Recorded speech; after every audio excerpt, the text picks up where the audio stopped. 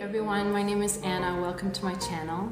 This video is part 2 in the series that I'm calling INFP and Creativity, in which I'm exploring the topic of creativity in the hopes to bring some clarity and some power to our creative lives. In these videos, I'm defining creativity as the ability to develop and to express our ideas and our lives in new and original ways. In part 1 of this series, I spoke on the topic of nothingness. In part 2, I'm going to explore the topic of listening and how I perceive that the state of listening is a creative act. Before I begin, let me clarify that the way that I'm defining listening is the skill of receiving and processing information. As usual, I'm breaking the video down into 3 parts. The first part will be about how listening creates connections and pathways.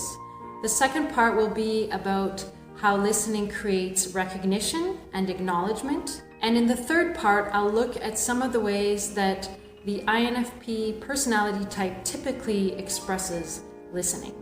Firstly, listening creates connections or pathways. If I'm the listener and you're the object of my listening, there is now a connection made between us. A pathway is formed through which information can be exchanged. All true listening is a process of learning and discovery, because in the state of listening, I give up knowing and I become a space in which new information can be received. Let's say, in typical INFP fashion, the object of my listening is internal. I am listening to some internal emotional response that I'm having. In doing so, a pathway is created between the listening me and the emotional response in me, through which I can receive all kinds of information that can serve as guidance, that can serve as awareness and understanding, that can serve as inspiration, and this information can serve as impetus for new ideas, for new expressions. In the example of a specific creative project, let's say that I'm choreographing a dance, and I tune into and become the listener of my internal world of impulses and visions and desires. As I create all kinds of pathways between me as the listener and all these internal voices, I now have access to all this information that can serve to inspire and direct the course of my creative project. Secondly, listening creates recognition and acknowledgement.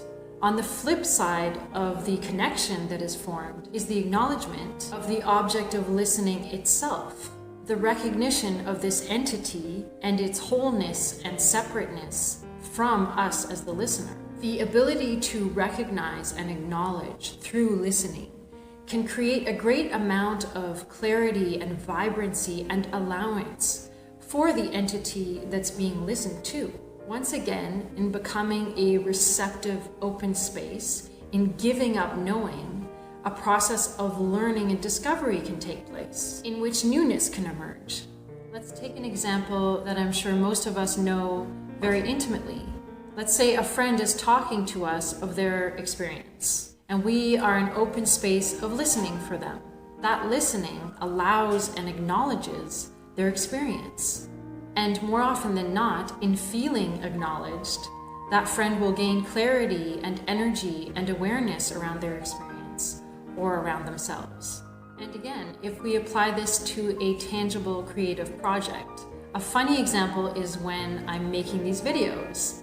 Oftentimes, I'll make it one day and then I'll watch and listen to it in order to gain clarity and focus around what I'm trying to say. So I have found a way to become my own listener in order to generate recognition, which brings clarity.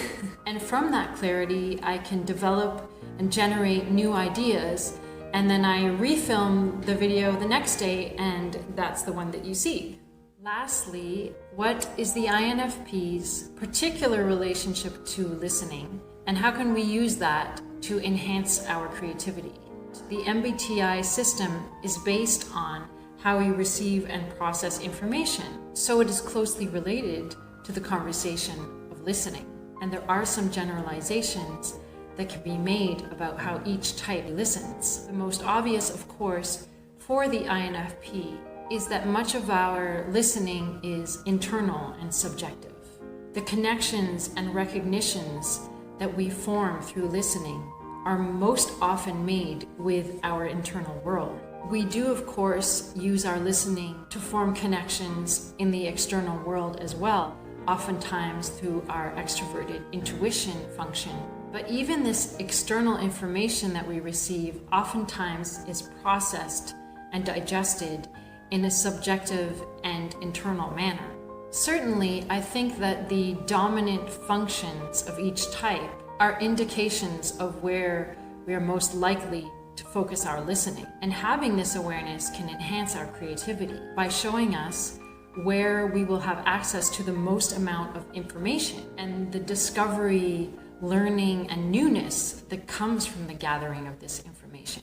But the awareness of our listening can also point us in the direction of balance so that we don't get stuck or stagnant. For example, if you're a writer working on a story and your INFP tendency is to listen internally to your visions and imagination and internal inspiration, there will probably come a time where it's time to switch gear and apply listening in a new way, in a fresh way, such as with extroverted intuition or extroverted thinking, listening or learning about something outside of yourself, something objective or even factual. This can help balance and freshen our perspective and keep the energy moving and keep new ideas coming. Thank you for watching. I hope you enjoyed the video, and I will see you for part 3, which will be on the topic of choosing.